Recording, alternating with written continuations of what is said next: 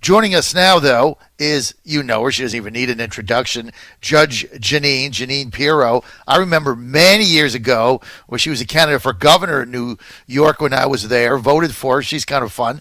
And, of course, I don't have to even give her the introduction. She's got a new book out, Don't Lie to Me and Stop Trying to Steal Our Freedom. And, of course, there's only one Judge Jeanine show on Fox News, and she's with us now. Hey, Judge, great to have you back.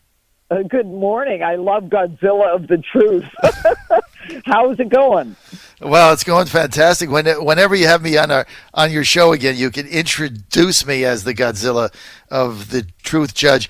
Hey, we got a lot to talk about, and including your book. I'm going to get to that. But, Judge, I want to get to this town hall meeting last night, which, after the Bob Woodward book came out, I'm like, you know what, here we could go again. George Stephanopoulos. Listen, hour and a half, I thought Trump was at the top of his game. What about you? Well, right, to be honest with you, I haven't seen it because last night I was giving a speech myself and I wasn't able to see it. And I must tell you that what I've read about it makes it really clear that, Donald Trump doesn't take any prisoners when it comes to the truth. I mean, he is someone who can bat back at anything they bring up against him. And I think that more and more as he goes out there and tells people, puts truth to the lies, the people are going to recognize, this guy has been working for us. He's in this for us, not to make money like the Biden crime family, and he is in it in order to help Americans. And the more they throw up against him, the more he's able to respond, whether it's the lies about the pandemic, the lies about the economy, the lies about what's happening with the, Black Lives Matter and the organization versus the movement. I think people have to recognize this man has done incredible things for the economy. He's fought the pandemic in the beginning. They called him xenophobic. And, the amazing part of it is Joe Biden comes out in, I think it was in April, he wrote an op-ed piece saying how he would handle the pandemic. Well, it was panned by the New York Times and the Wall Street Journal, saying that he didn't offer anything that Trump hadn't offered and was already being done. And Joe Biden was conducting rallies to the extent that 20 people is a rally in March after the, pandemic was in full swing. So, Donald Trump is a guy who's you can poke him, you can do whatever you want, and he'll come back stronger. And that any human being can handle what Donald Trump has handled and still look, I mean, honestly, the guy loves a fight. He loves going toe-to-toe with people. He's not afraid. He knows what his moral core is. And I know him on a personal level. I've known him for over 30 years. I mean, this man is a fighter. And, you're not going to back him down. You're just not. Well, I think that was obvious last night, and he looked like, he was defending the record of his administration with a clarity and passion. I think he outlined a vision for the future that was very clear and very concise. And, also there were several times, just not to belabor this, but Stephanopoulos, who ended up being basically the timekeeper to go to the ads because he added nothing to the debate or to the discussion. He tried several times to, throw in the typical gotchas. The president just wouldn't have any of it. So it was a fabulous night for him. Judge, let's get to... and I don't want to... I don't mean to interrupt you, but, just one quick thought on Stephanopoulos. Stephanopoulos is a guy who was contributing significant amounts of money to the Clinton Foundation and didn't tell anyone while he was questioning Hillary Clinton for the presidential campaign in 2016. I mean, he's not my favorite person. And, talk about a harbinger of the truth. I'm not quite sure that he stands in a position to be able to, put someone's to the truth test. But in any event, go ahead. Look, just more of the fake news. Judge, let's get to the horrible shooting in Los Angeles, followed up by videos of people dancing and singing and celebrating in the streets, then blocking the entrance to the emergency room while 2 police officers are bleeding out to death. What was your reaction to that, Judge? Well, you know me. I mean, I've been in law enforcement for over 3 decades. I was a prosecutor, a judge, and then the elected DA, and I ran an office where we prosecuted about 40,000 cases a year. So when you talk about the thin blue line, to me, it's a lot bigger than a thin blue line. The defunding of police, the hatred of police that's been set up by the lefties, and those people who hate America, who set up anti-American zones in CHOP and CHAZ, and the ones who are looting and rioting and burning cities. I mean, they're criminals. They're outright thugs. And to see what we saw, I believe it was on Sunday, I'm not sure, Saturday night, is an absolute outrage. The fact that you've got a shooter, he's an assassin. I mean, this was an attempted assassination. You got an assassin who's got two police officers, sheriff's deputies, in a squad car, and then they're laughing and dancing and they're going to the hospital in the emergency room saying, "We hope you die." I mean, if America doesn't see the left for what it is, if America doesn't see that the left is anti-law enforcement, anti-American in terms of the extreme leftists, then, we've got a real problem. And this election, and they say it all the time, is the most important election of our lifetime because it is a test between not just capitalism and socialism, but an orderly society and a barbaric one. And the thin blue line of law enforcement that are constantly being criticized, defunded, told to stand down, we can't have that in America. That is not part of the deal. We pay our taxes, we work hard, we do what we're supposed to do, and if the government is now in a position where they're bailing perps out as soon as the paperwork is done, where you've got prosecutors are elected by Soros-like thinking people who think the prosecutors should not be sending people to jail, then I'm telling you, we're in a real problem. And, they want to open the borders, they want to lock us down in our homes, and then they want to take away our guns and defund the police. I mean, you figure out what the consequences of that are. There's been such a shift in the left and the thinking that, police are bad. The police are the one line between you and death in many cases. And I've seen it over and over again. And I am absolutely not only ashamed by the left and how they're handling this and how they're treating the rest of us. I think that if people don't believe in this country, they don't believe in law and order, they don't believe in an orderly society that follows the law when there are consequences, then they should rethink their address. That's all. They should rethink it. Judge, what is their goal? I mean, you look at the Black Lives Matter website, the first two things on there, it's a communist Marxist organization, and they're for a complete dissolution of the family and to get rid of fathers. Yeah. Where are they going with this? Well, what they're doing is they want to break down the family. They don't believe in the nuclear family. They're interested in the state being in the position of family, and it's classic Marxism. It's classic Marxism where you rely on the government, you don't work, and they're acting out on this pandemic. The very movement that they're talking about, where you've got Democrat governors who refuse to call in the National Guard or tell law enforcement to stand down, and as a result of that, you've got this is like a practice socialism. This is a situation where, we're told to be good and it's dangerous, but if you want to go out and protest, have at it. But for the rest of you, if you want to go to church or if you want to go to work, we're going to lock you up. We're going to take away your license. And in New York City, if you could believe this, the governor in New York, Andrew Cuomo, who said America was never really that great. I mean, he ought to kiss the ground. He's governor in one of the greatest states, or was, in the country.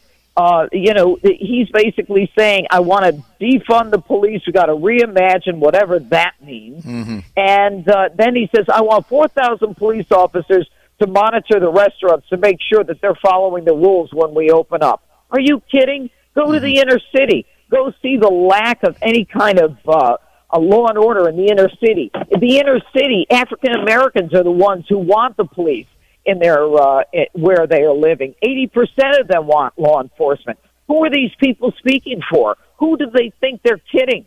Americans. And I'm telling you right now, the people who live in those Democrat-run states and cities, they're scared to death. They may have been Democrats, but they're rethinking everything about that party because it is controlled by the most liberal senator on the left there, Kamala Harris, who accidentally, and this is something that I'm going to start working on. She calls it the Harris administration with Joe Biden, and then Joe Biden calls it the Harris administration within 24 hours.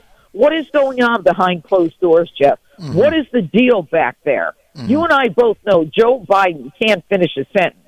Sure, he now and then he comes out and he can debate Bernie Sanders. But when he has to answer a question by telling people, move it up, move the teleprompter up, which is what he's talking about, or looking down. Why is he always looking down? Because he's reading his notes. This man wants to be the leader of the free world. Can you imagine him matching wits with Xi Jinping from China or Putin from Russia? I mean, this is a joke. It is a joke. So, Americans have to stand up and tell them to stop lying to us. And that's why I wrote the book, Don't Lie to Me, and just recognize that this isn't about politics anymore. This is about our way of life. This is about our safety, our security, and our family. Judge, tell me about the inspiration for your new book. You're on the John Fredericks Show, Trucking the Truth Across America. We're with Judge Jeanine Pirro. Everybody knows Judge. Everybody knows the judge. And, of course, her show on Fox News, Justice with Judge Jeanine. But, Judge, the inspiration for this new book, Don't Lie to Me and Stop Trying to Steal Our Freedom, what was the catalyst for that, Judge? Well, I wrote Liars, Leakers, and Liberals, and then I wrote Radicals, Resistance, and Revenge. But I think that the catalyst was something that's very near and dear to my heart, and that is the truth. When I was a judge, one of the things I would turn around when I sat on the bench and just look at the witness to my left and just say, don't lie to me, or the defendant in front of me, don't lie to me. That's the one thing that makes me crazy. And we have a certain tolerance for some reason in this country to politicians lying to us. We almost expect it. But the lies right now are so big and so fundamental to the future of this country and how it's run that I decided to put, pen to paper and truth to the lies. I mean, starting with, people like Joe Biden, people like, de Blasio in New York City and Cuomo, and the lies of the left as it relates to the pandemic. I mean, it's really, I was writing up to the last minute. They literally took the manuscript from me to publish the book because there are so many lies that they're promoting in this country. And the lies of the left and the whole idea of Black Lives Matter, and you hit the nail on the head when you talked about the fact that they are against the nuclear family. They are against a father figure, and it's almost like the life of Julia. Remember that during the Obama administration, where it was the state almost in the position of parenting Julia. The state pays for school, the state pays for health care, the state pays for this.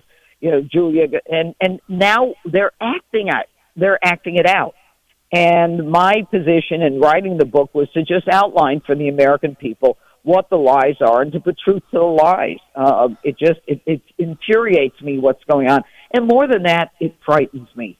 And it should frighten all Americans that all of a sudden the police that we pay our taxes to defend us are being told to stand down. The prosecutors, are coming in funded by the Democrat Socialists of America, and their job is to let everybody out of prison and send no one to jail. And the big... As a former prosecutor yourself, you look at these prosecutors that are funded by George Soros and the far left, and basically they want no cash bail. They want them out the next day. They're opening up the jails and blaming it on COVID. Again, I have to get back to this question. When Soros spent all this money for them, what is the objective? Is it just chaos, anarchy? I mean, when you let criminals back out on the street, what does that do for society? What it does is it puts us, Jeff, in a position of being afraid, being fearful. I want you to think about everything that's going on. They're trying to scare us with this pandemic. Look, we're big boys and girls now. We get it. You wear a mask, you wash your hands, you take care of yourself. You know how to defend and protect yourself. You know who's vulnerable and who isn't.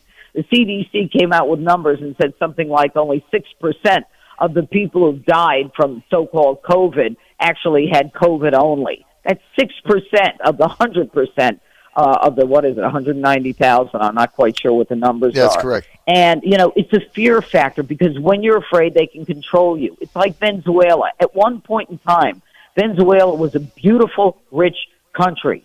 And the socialists came in and they tore it apart, and women are giving birth in the streets, and they're eating zoo animals, okay? They want you hunkered down. They want you afraid. They want the state to give you a mere pittance. It's about power and control. When Nancy Pelosi, Jeff, can come out and say that the peace deal that the president brokered between Israel, the UAE, and Bahrain, and Serbia and Kosovo, that's a distraction from COVID. Give me a break.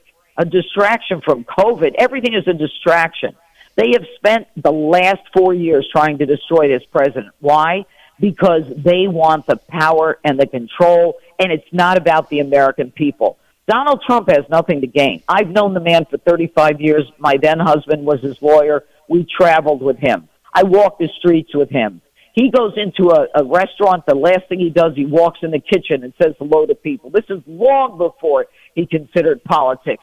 He walks down the street and the hard hats run to him. Cops want to shake his hand. He is the most generous, the kindest man you'll ever meet. But don't go after him because he'll come right after you. He's a New Yorker. And, you know, his focus right now is not to make money like the Bidens. And they read the news today, but Joe Biden telling Poroshenko, you know, I want to keep a good relationship with you, and there's only certain things you can tell Trump. This is after Trump was elected. Are you kidding me? Who are these people? Joe Biden's son, I believe, was kicked out of the military for his problem that he had, and he's in rehab over and over again, and he's making millions. He's bringing back billions from China. I mean, come on. It's about money for them. You know, Donald Trump is not making money. He's losing money. His corporation can't work internationally. They can't have any new deals. They have to stay in the United States. I mean, I know the kids. I watch the kids grow up with my kids, and these are good people who've got no intent to try to shake down the American people the way the Clintons did and the way the Biden crime family did between his brothers and his son and the whole family. I mean, just look at what Pam Bondi said at the convention. I mean, she's a prosecutor. She's an attorney general. She gets it. The end game, to answer your question, finally is power, control, and getting us out of the way. Unbelievable. The judge returns with firepower. Her new book, Don't Lie to Me and Stop Trying to Steal Our Freedom. You can get it on Amazon or your favorite bookstore. Don't Lie to Me and Stop Trying to Steal Our Freedom. This is a must-read. She's written a lot of books, but this is the one to read right now before the most impactful election in our history by Judge Jeanine Pirro. Again, Don't Lie to Me and Stop Trying to Steal Our Freedom. Judge, I got 2 minutes, but I got to ask you this. I'm a football fan. I'm a Tennessee Titans fan. I didn't watch the game Monday night. Yeah. I watched the first 2 minutes of it. I couldn't take it. Yep. I couldn't take the antics. I went to bed. I am a diehard fan. Like I'm the red meat NFL fan, right? Couldn't take it. I went to bed. Now I find out Monday Night Football from 2019 down 38%, Judge. 38%. If somebody on Fox was down 38%, they get fired the following day. You wouldn't be able to sustain any advertisers. 38% they're down. No doubt about it. What does that tell you? Yeah, what does that tell you? What it tells me, well, you know what, Jeff? It forebodes what's coming in the election. Men that I know, the men in my life, love football. They adore football. Friends' sons want to play professional football. Lou Holtz is a friend of mine. Herschel Walker is a friend of mine, okay? But the fact that people are turning off because these guys are talking about social justice, I mean, give me a break. I don't want to go to a basketball game and see Black Lives Matter on the floor. And by the way, to just veer from football for a second, did you know that 80% of the basketball players that went into the bubble, they weren't even registered to vote? So don't give me this hogwash on how all you sportsmen are passionate about social justice. Get your butt over to the voting booth, register to vote, and then vote. Do something. Sit on a jury. Write a letter to your congressman. Don't give me this nonsense. You can talk the talk, but until you walk the walk, I want to hear it. And Americans are turned off to it. And you know what? For them to turn off to something they love, like you, Jeff, that Donald Trump's going to win this election. Everyone's fed up with their nonsense. Judge Jeanine, always an honor to have you on. Such passion. Love your enthusiasm. Buy your book, Don't lie to me and stop trying to steal our freedom. Go buy it now on Amazon or your favorite bookstore. Thank you. Judge, great to have you on the Godzilla of Truth in America. Thank you for being with us. I love it, the Godzilla of Truth. Take care. Bye-bye. John Fredericks Radio Network.